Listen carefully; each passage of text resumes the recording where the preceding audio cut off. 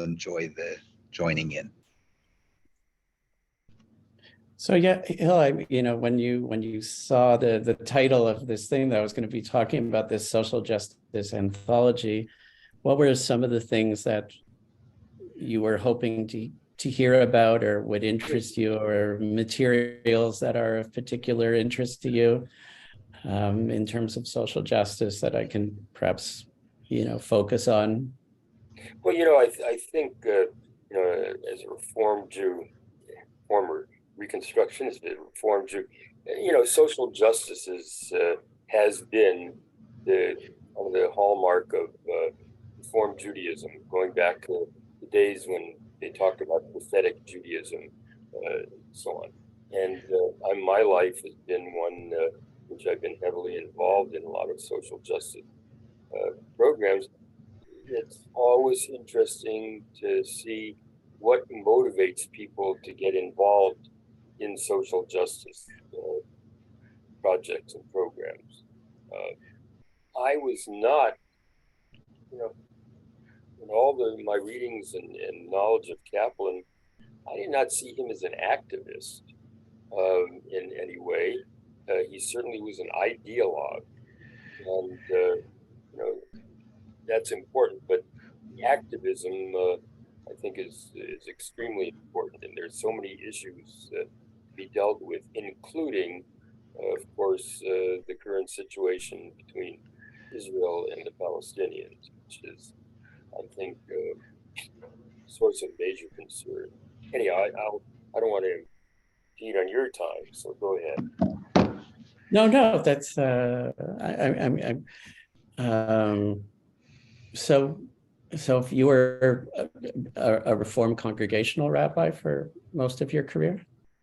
All of my career, yeah, it really was a community synagogue more so than a Reform congregation. I think the only things that marked it as Reform, Jeff would notice, it didn't have a strictly kosher kitchen, and wearing a kippah and so on was optional.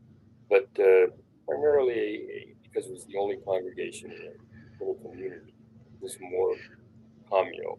And for years we used the Reconstructionist machzor. Mm. All right. Well, there are quite a number of selections in the book that come from Reform Judaism, and especially most especially in the first section of the book, because the book is historical. So I think what I'll do is I'll host has disabled participant screen sharing, so you've got to make me a co-host. Yes, I am. There you go. Okay, so I have prepared a collection of sources and some other things to share, and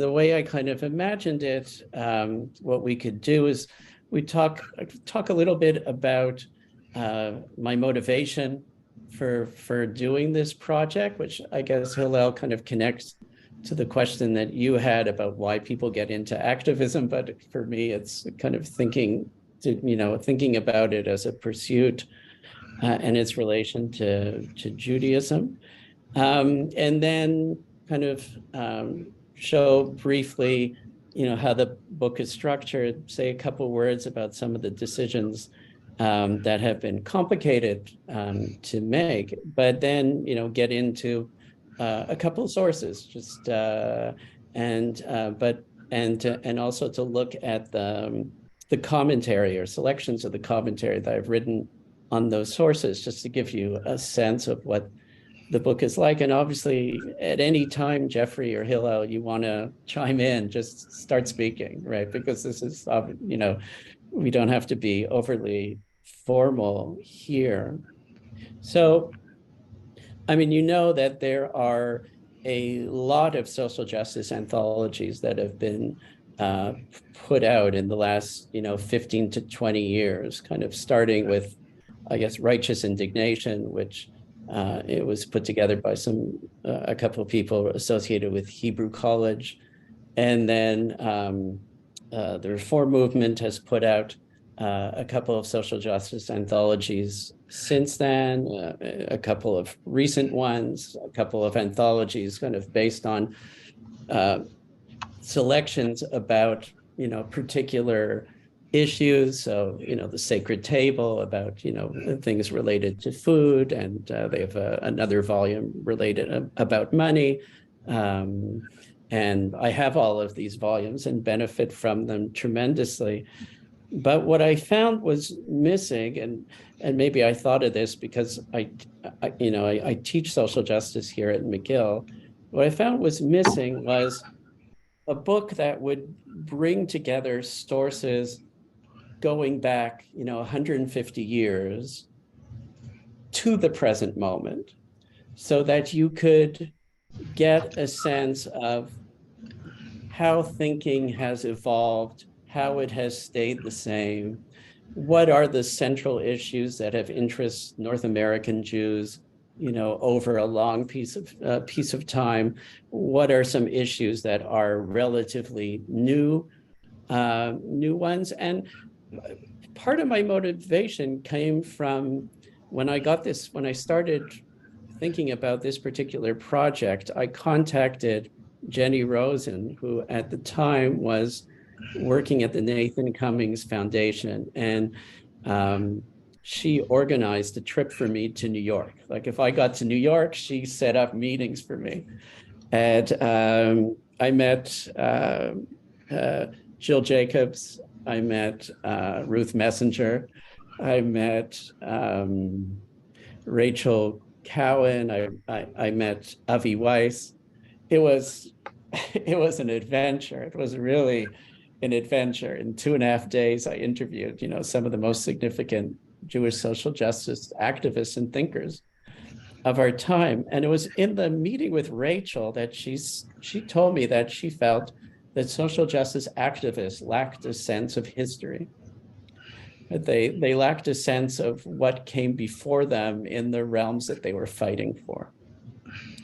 And she kind of solidified my feeling that this kind of volume would be useful. Then the question became, what type of volume is it going to be? What type of volume is it going to be?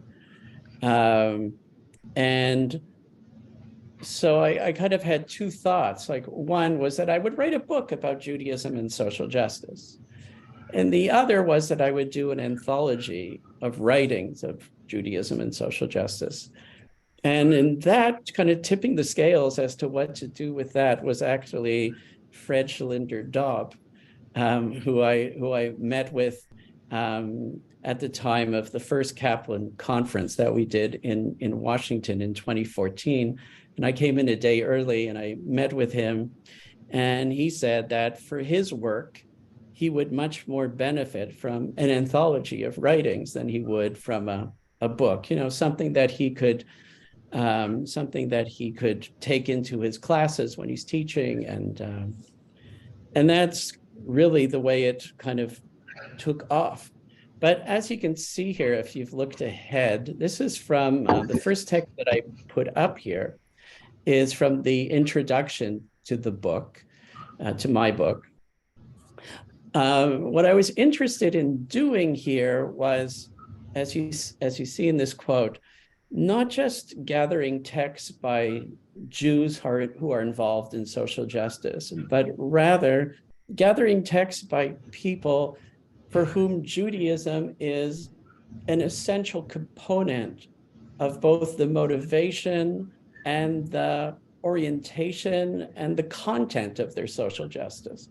In other words, people who are interacting, as I write here, with Jewish text, ritual, or historical experience of the Jewish people, to both argue that Jews have to be engaged in social justice and using such sources to create an orientation to different issues in social justice.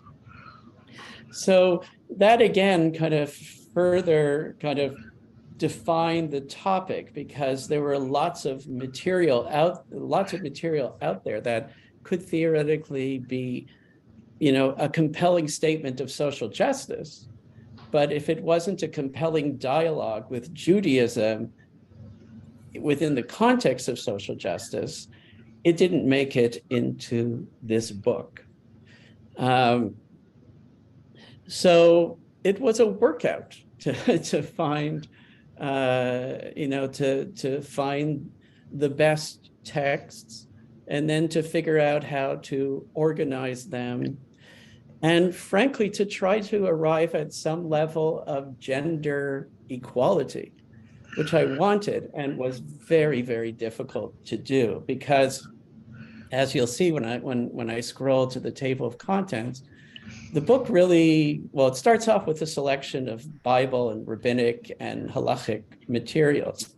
But once we pass that, it kind of goes to like the mid-19th century. And frankly, there just weren't a lot of women writing texts that were relevant to that. And in the bottom line, as I started to gather the material, I began to realize that the people who were writing the material that was most relevant for this book were rabbis, were activist rabbis, because they had the activist orientation and commitment and the Jewish commitment, and were interested in taking these two things and bringing them together. And we didn't get the first woman rabbi here in North America until 1972. And it took a while for women to establish themselves in the rabbinate and start publishing on social justice. So if you look at the material after 1990, there's a decent level of gender equality, but in the material beforehand, it was very, very difficult, and that was one of the challenges that I had to deal with. Just quickly, because I don't want this all to be kind of meta. The other kind of challenge, of course, was to deal with a moving target, right? And a good example of that is Peter Beinart, right? So Hillel, you mentioned at the start that questions of Israel-Palestine, are foremost as social justice questions. And I had an excerpt in the original version, the original table of contents. I had an excerpt from Peter's Crisis of Zionism. But then, a year and a half or 2 years ago, he published the Artica Yevna, in which he basically repudiated the idea of two states for two peoples and advocated a one-state solution.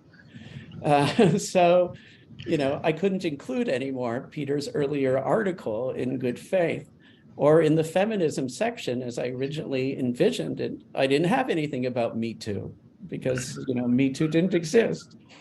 So it's been kind of evolving as it's taken time. And I guess the final methodological thing to say is, when I started this project, which I've been working on for a decade almost, when I started this project, I had no clue what I was getting into. And to be honest, if I knew what I was getting into, I might have hesitated to approach it this way, because I think I've discovered that there might be a very good reason why people have not done this book before. And that is, if you're looking at social justice from the 1850 to 2023, and you are dealing with a multiplicity of issues, and your role as the editor is both not only to find the material, but to introduce it in a way that is enriching to the reader, you have to master a lot of stuff. And while I'm not always the most effective, user of time, there's no getting away from the fact that the reason why there's still, about 10 pieces that require commentary before the book is finished, out of the 100 that are in the book, is just because it's been quite an undertaking. It's been very hard. It's been a real intellectual undertaking to kind of put this, to put this together. So I'll skip all of these things. Maybe we'll get back to them afterwards. But I want to show you roughly a little bit how the book is currently structured. What's the final structure, and also to give you an idea of who are some of the people that are included under each one of these headings. So there's a pretty substantial introduction to the book. It's about 12,000 words, and the issue that I tackle in this introduction is, what is the actual connection between social justice work and Judaism? Right?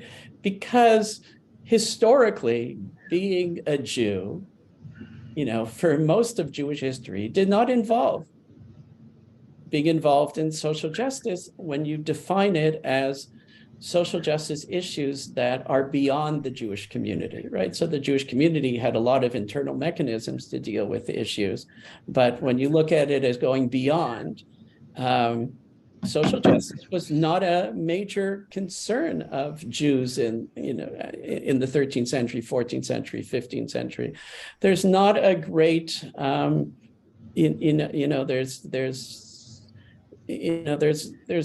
there's not a great tradition of it.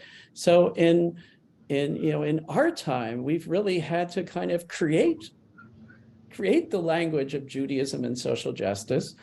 And in this book introduction, I kind of take a look at 4 or 5 historians of 2 moments in where there was a lot of Jewish involvement in social justice. One, the period of the labor movement of the first 20 years approximately of the previous century. And the other is the 1960s, right? 2 moments that were very robust in terms of Jewish participation in social justice. And what the authors who kind of examine this domain actually think is the connection. In other words, did the people end up doing these things because of the readings and the thinking they were doing as Jews? Or were they doing this as a separate thing? They were doing it as Americans, basically, or as working class people. And the Judaism kind of nourished it in some way, but wasn't the catalyst for it. Jeffrey. So I wonder if it's accurate to nuance a little bit that the inattention in the 13th, 14th, 15th century to social justice, I might say that there is concern about tzedek, justice, but it's turned inward. It's about how do we live this out halachically and ethically in our own communities. Do you think that's accurate to say that there's a concern, but it's not turned as a beam outward to the broader societies?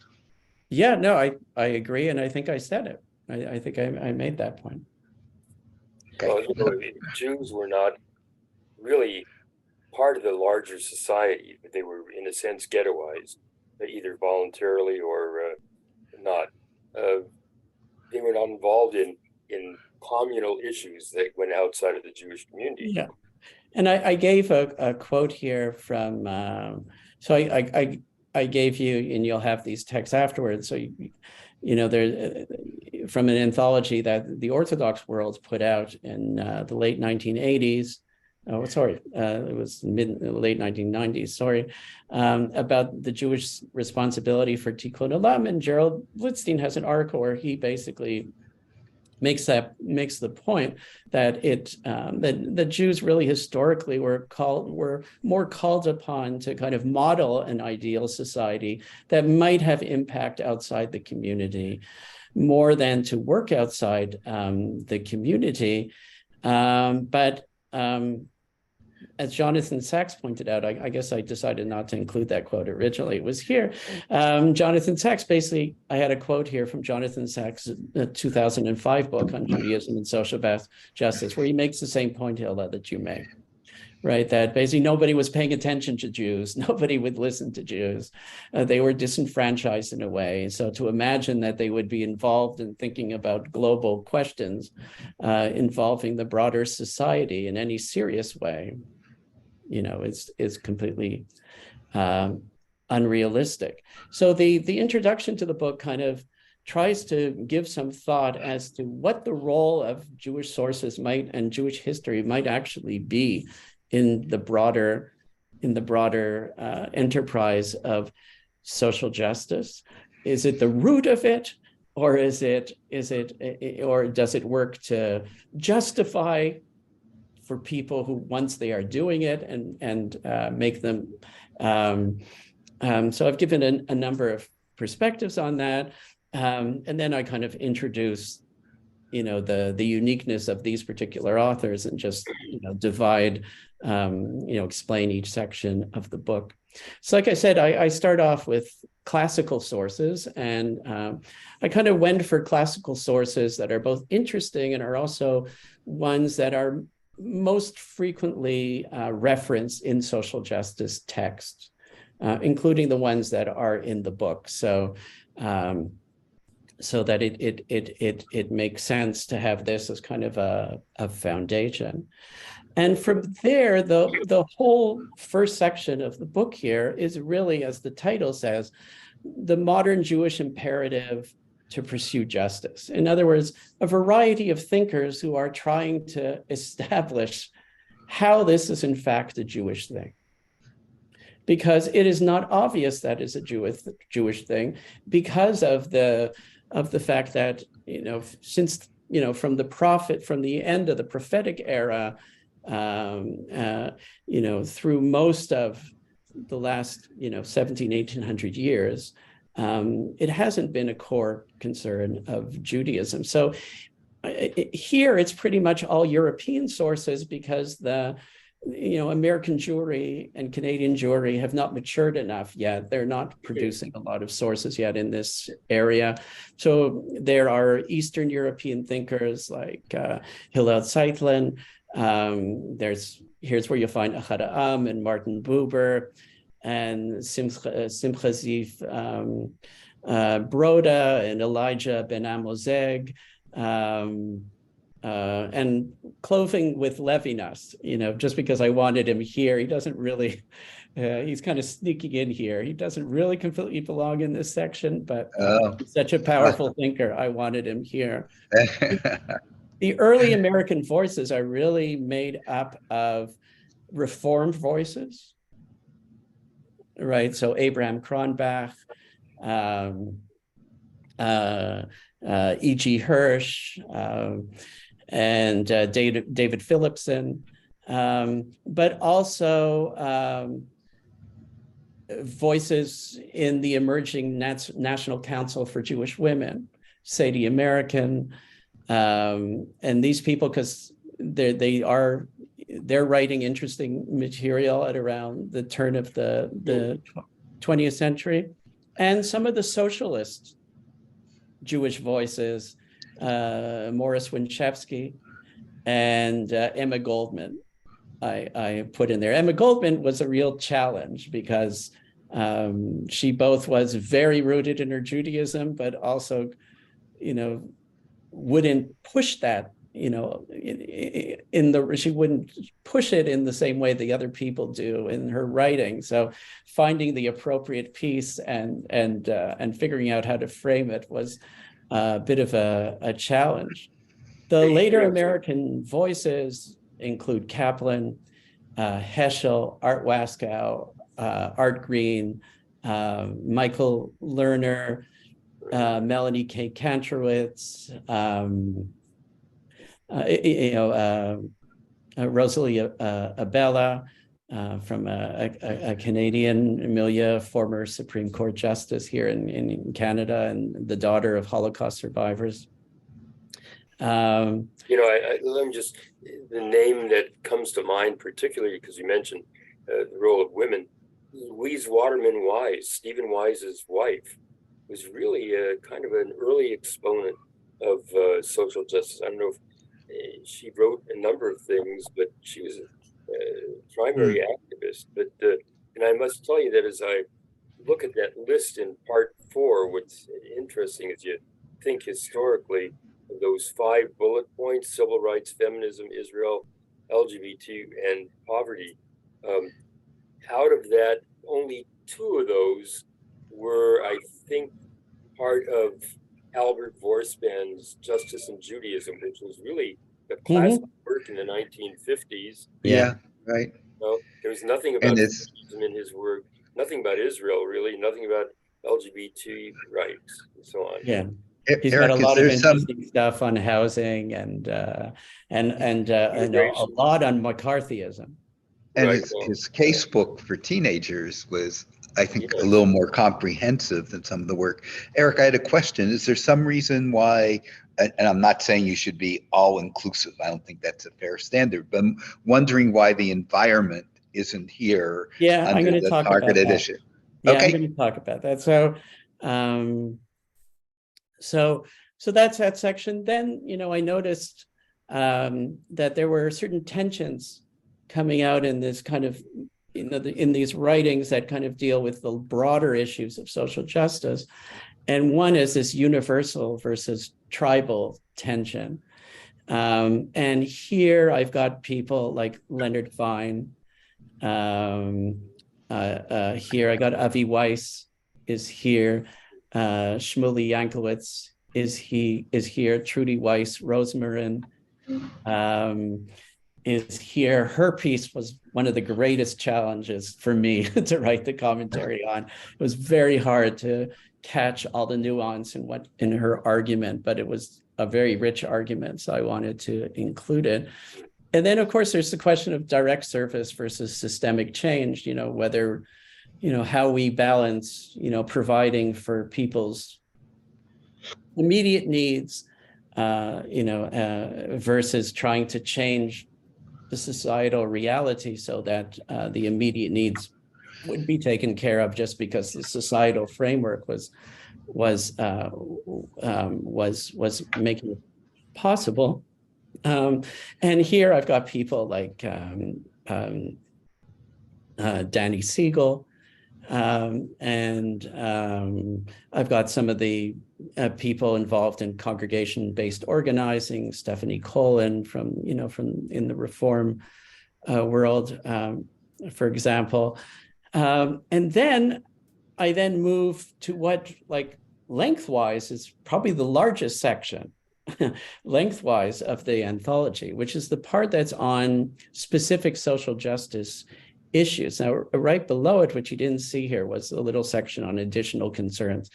The problem that I had, as you'll see, as I show you some of the work that I've done on the book, is that as I started to write the commentaries, and there originally were 114 excerpts. The excerpts were anywhere between 400 words and 1,200 words, depending. Some anthologies will have very small selections, no more than 500-600 words. The tricky thing that I found with that was that since I'm trying to look at people who are interacting with the Jewish tradition in a profound way, you really only get a sense of that when you can see more of their writing. If it's too truncated, you don't really get a sense of that. As I started to, write the introductory material to each one of the pieces here, it dawned on me that to really frame it in a rich way was taking up a lot of space. The commentators were 1,000 words and 1,200 words and 1,400 words. And because the Jewish Publication Society, who were who are publishing the book, were pretty adamant about the fact that they want it to be no more than 500 pages long, and they want it to be one volume.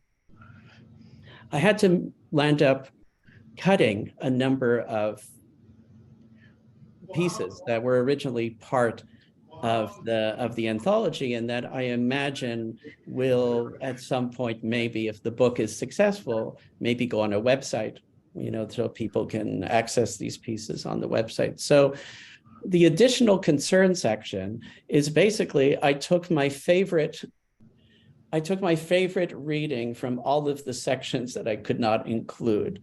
There was a section on immigration. There was a section on environmentalism. There was a section on labor. There was a section on First Nations, and there was a section on war.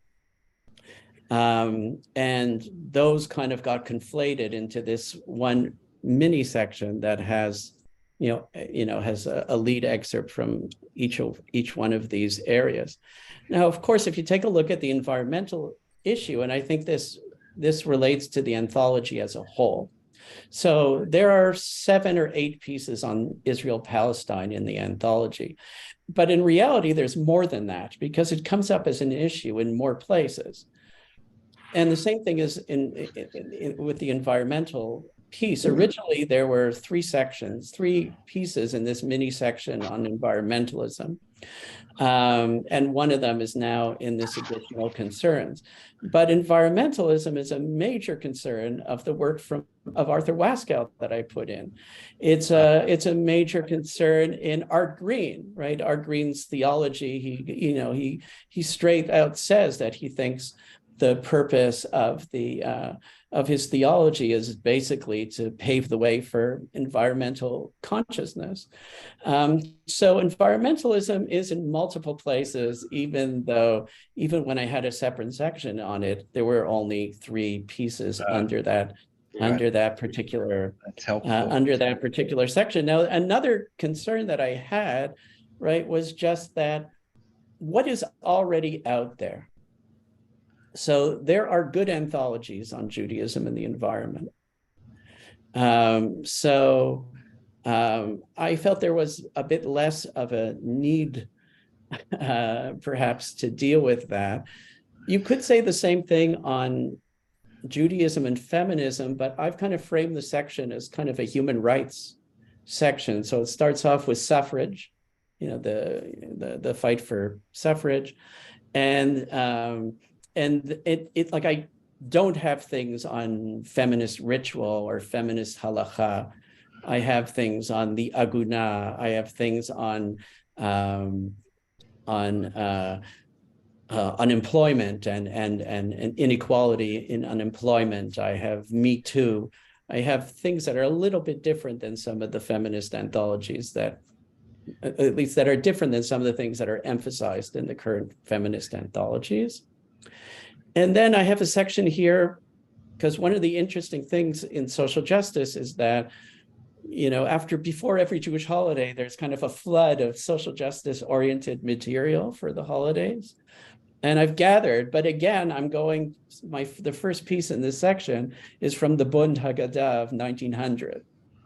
So, so again, I'm trying to give a breadth of history. So I'm not going just into one piece. And environmentalism is there too, because I have a piece by Art Waskow on Hanukkah where he talks about 8 days, 8 days need for one in one day, and the whole environmental message of basically getting by with your one cruise of oil that lasts for 8 days.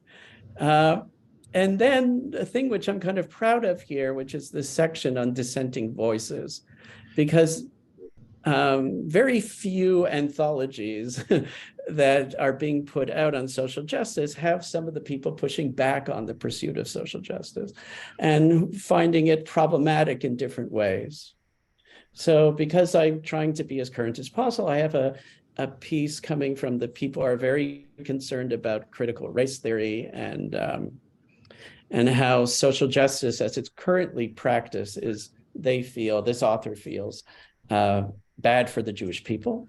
And I take it from a recent issue of Sapir, the new journal. I have a piece from Hillel Halkin, his review of Righteous Indignation, which he published in Commentary magazine, which he called "How Not to Repair," where he gives, I think, a very, very, very interesting and tight critique of a lot of the types of material that are included in this book. And then finally, Ruth Weiss, from not from her more recent writings, but from her first foray into this topic in 1987, in which she talks about, why in her view Jews are liberal. And she has, I think, something that I think is worth thinking about. I can push back on it, but I think it's worth thinking about. My students hate it, but I like the fact they hate it because it makes them, it kind of animates them in some way. So Eric, when you think of Ruth Weiss, it makes me think of, has Meir Soloveichik written anything also? I mean, he and Ruth Weiss are part of the neocon group. Yeah, he's definitely part of this. I'm kind of like trying to grab aspects of the argument. So there are only 3 pieces here, so it doesn't capture, like, really, even when you look at the section on civil rights, which is the longest section, there's 10 or 11 selections. I wrote a 5,000 word introduction to this section because it's such an intriguing and rich area of the history of Jewish social justice. Even that, I mean, it doesn't catch everything, right? It catches some things. Eric, I'm eager to see some specific selections, but I would like to circle back, if it's okay, for just a couple minutes on an earlier comment that came from Hillel about Caplan. And also, Hillel, I have this vague memory that in our first couple years together, in one of our conversations about Reform Judaism and Caplan, that you made a comment that I may attribute to you inaccurately, but you made a comment that, well, one of the reasons that Reform Judaism focused the time that we were working together on social justice is that there was a vacuum and it hadn't explored the richness and depth of Judaism as a civilization. And had it done that, social justice would still be important, but it wouldn't be taking quite such a large stage. Eric, I'm remembering, and this actually leads to a particular question, an exchange that I had with you and Mel a couple years ago related to Hillel's observation. Well, is Caplan an activist? And I remember I put it, we know of Heschel, right, that his activism takes the form of he prays with his feet. And is there some equivalent, or is Caplan more the passionate about social justice, but sitting on the sidelines? A sidebar, Hillel, is Eric and I both in our writings about education are very clear, and I think we have good grounds for this, that Caplan thinks the vast resources of Judaism as a civilization only counts if it makes an impact on the character and the ethical behavior of Jews, and particularly Jewish children. But what Eric taught me out of that exchange was that Caplan, I guess it's a question of how many issues does someone need to touch before you consider them a navi, a prophet around social justice. So Caplan, as Eric explained him to me, cared about a lot of these issues, but he had particular sensitivity and was an activist in 2 arenas. Maybe it's Dayenu for someone. One was women and women's role, as we know. But the other, and this I didn't know as well, was issues of economic justice as it embedded itself in Jewish communities. So Caplan was always arguing and throwing Judaism back at the mahafs, the leaders of congregation who were wealthy and insensitive to what it means to be a middle class or lower middle class Jew. So on his radar screen was perhaps not the whole panoply of issues, but some of these issues were very important for Caplan.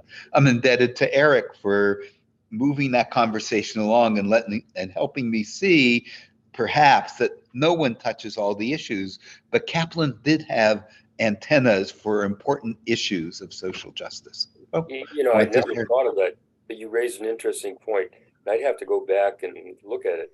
But Caplan's whole idea of the organic Jewish community was, in a sense, if I remember correctly, the organic Jewish community had to be a democratic community.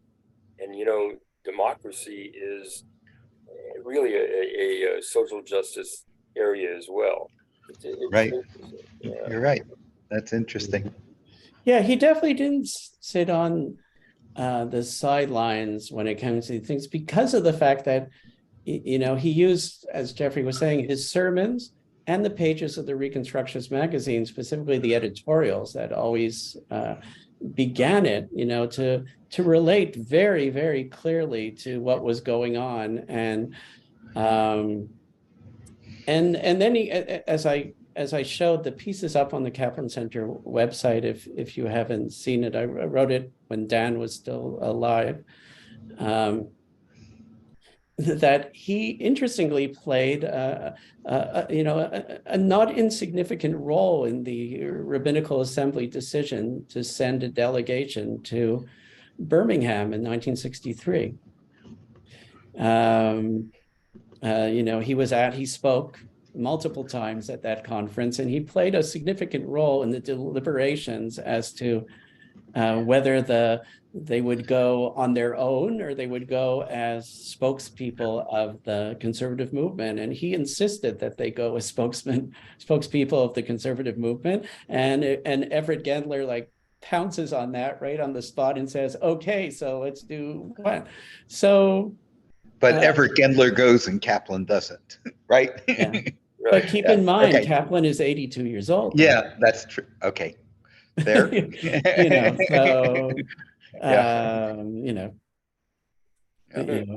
Gendler was much younger at that time. I have a selection here by Gendler that we'll get to. So let's take a look at. I just randomly, in a sense, took three things that are in the anthology, and I didn't even put the whole piece here. I just wanted to give, for you, and if it'll end up circulating, and for people to get a sense of what are the kind of things that you can find in here and what I'm doing with them. So, Hillel, are you familiar with this piece? Well, I'm sure I am, because Kronbach, I knew him well, and okay. Studied with him. Even though he was somewhat retired. Okay, wow. At HUC. I have some of his writings here in the other room, the realities of religion, but particularly I have to look, but he was an activist in some very important ways, but anyhow, the one thing I particularly remember is the story that was always told that he would go across the river from Cincinnati to Newport, Kentucky, to see if there were any Jewish women engaged in prostitution and try to emancipate them from that. But we would call property today. Yeah. Wow. Yeah. Interesting. So, this piece comes from the Hebrew Union College Annual of 1915. And the actual piece is, even the piece as it appears in the anthology, is a bit longer than what I've put here, because what he does is he starts kind of going through all of the Jewish sources that exist that kind of support the connection between Judaism and social justice. I'll just scroll ahead for the second. After he's done that, and after he's done that, he has this, I think, what really struck me in this passage when I originally looked at it was his whole deliberation. Okay, I've showed you all of this stuff. I gave you like hundreds of psukim, literally hundreds of psukim that he doesn't quote, but he references, to show the connection between Judaism and social justice. But then he says, we shall grant that for many of the passages quoted above, other passages can be found in Bible or Talmud that have the very opposite tenor. But this does not vitiate our conclusion about justice and Judaism and social justice. We always do exert and always must exert our aptitude for personal selection when we decide on the basis of Jewish writings whether or not a given position is Jewish, right? And he says orthodoxy does the same. And in the larger article, he gives examples of that fact. And then he goes into this, which is the closing part, right? Which is it's such an interesting progression, I think, where he says social justice is Jewish. Even if it were not Jewish, it would behoove us to espouse social justice. For social justice is right, and the right must be done, whether it is Jewish or not. Better yet, it would behoove us to make it Jewish. Many things which were not Jewish originally came into the course of history to be made Jewish. For instance, the Sabbath, the immortality doctrine, and the lovely rite of confirmation. Best of all, why not say that whatever is good and true is ipso facto Jewish? Why must Judaism be a tradition only? Why may it not be a living consecration in the souls of living Jews? That sounds like Caplan. Yeah, that which purifies my heart, that which strengthens my will, that which elevates my ideals, the living, throbbing ardor inside of our Jewish bosom. Why should that be denied the characterization Jewish? Why should not that be as Jewish as the commands of Bible or Talmud or the rituals of prayer book or Shulchan Aruch? Whatever inside of my Jewish soul is good and right and holy and noble, that is itself Jewish. Social justice, even if the numerous other reasons did not exist, would, for this reason alone, be Jewish. Powerful. Just a footnote on this. Would you be able to identify Kronbach's most important act of social justice? Well, so that kind of takes me to what I do here in the commentary. And here, I haven't even given, this is an excerpt. This is an excerpt of the commentary. There's a little bit more to it So I start off by, talking about his position in the Reform movement. I talk a bit about his theological point of view because that influences some of the things he says in the article. But then I give this framework for his social justice. Yeah, right. Yes, you know better than me. He was a very controversial figure. Even within the Reform movement, he was a very controversial figure because he was a pacifist and he remained a pacifist in World War II. Exactly. Wow. Yeah, what I was going to point out, though, was, and then you get to the bottom of there, that his act of officiating at the funeral of the Rosenbergs, was, a pretty radical kind of a thing to do. Yeah, and he really walked the walk, and paid a very big price for it because by the end of his life he was pretty ostracized. And a lot of the other great Jewish social justice leaders, like Stephen Wise, because we kind of mentioned him before, kind of rescinded his pacifism. Or Judah Magnus, right, in his famous letter to Mahatma Gandhi, says, before the outbreak of World War II, that, he was a pacifist. Magnus is saying, I'm a pacifist, but if a war shall break out in Europe, how could I not support it? Last night I watched the new Netflix, All Quiet on the Western Front. It's really hard to watch, but magnificent. And the footnote, I'm just defending pacifism here. The footnote that the editors put on is that this war in Belgium on the Western Front took 3 million lives, and between the beginning and end of it, there was a switch of 20 meters of territory. That just blew me away. Derech Agav. Yeah, I mean, one of the I oughta- things that, Yeah, Sorry, just Helen. point out that, because Kronbach was one of the founders of the Jewish Peace Fellowship. I didn't know that. Yeah. I'm a lifelong member of that, still a member of the Jewish Peace Fellowship. Mhm. And Art Wasco is involved with that as well. Oh, nice. Yeah. What was I going to say? I had a thought, but I lost it. And I'm sorry. But with Magnus, Yeah. right? He even in his article, in his letter to Gandhi, what I thought was interesting, he makes what I think is a pretty bold statement. He says, even though I would justify a war against Hitler, I would not consider it a just war, because ultimately all war is a human failure, because there were things that we could have done beforehand so that we wouldn't have to get to this place.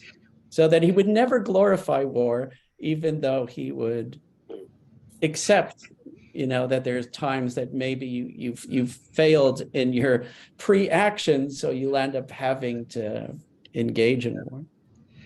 Eric, I just want to underscore for your time in Minneapolis with the rabbis, I think these selections of Kronbach would be very, very resonant. I'm imagining you'll share it in some way, but there's more time to be devoted to it than we can now in this webinar, probably there. But I just have a sense that while they're aware of the name, they're a little like me. They're aware of the name. I don't belong. I didn't study with him, but I think there's something, if not revelatory, very eye-opening about his presentation of Judaism and what becomes Jewish. It reminds me a lot of, you'll find in Reconstructing Judaism circles, of course, that Torah is evolving, and anything that leads to greater wisdom by Kaplanian standards is Torah. But this is also true of the broader sweep of Judaism. So I love this. So thank you for sharing it. So I just want to. I must tell you, my memory won't serve me correctly. When I brought Caplan to HUC in Cincinnati to speak, I'm trying to remember whether Kronbach came to the talk or not. Can't remember that. What year would it be? Do you remember what year? In 61 or 62, maybe. All right. So I'll keep an eye on it when I'm working on that part of the diary. Oh, wow. He would mention it. He's pretty good at mentioning it. I want to scroll up just in this selection. This selection has this piece here at the top. The first thing that I excerpted here for you. Take a look at it. The paragraph that says, by all means, continuing just to foundation stone of social justice. This paragraph, read it and tell me what you think.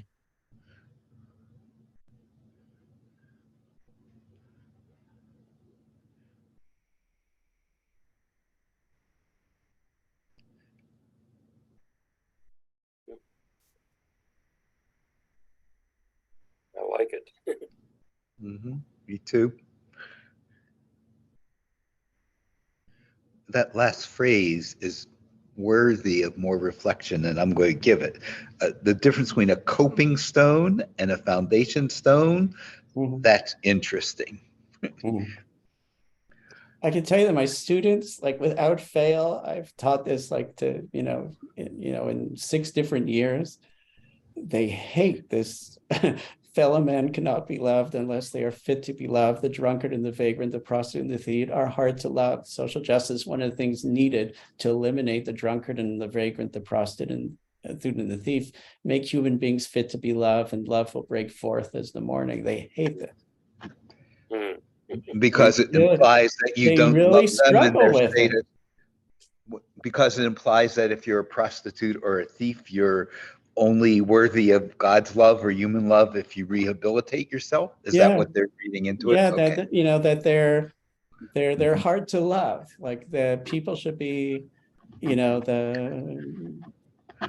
people should be, the prostitute for sure, or the drunkard should be.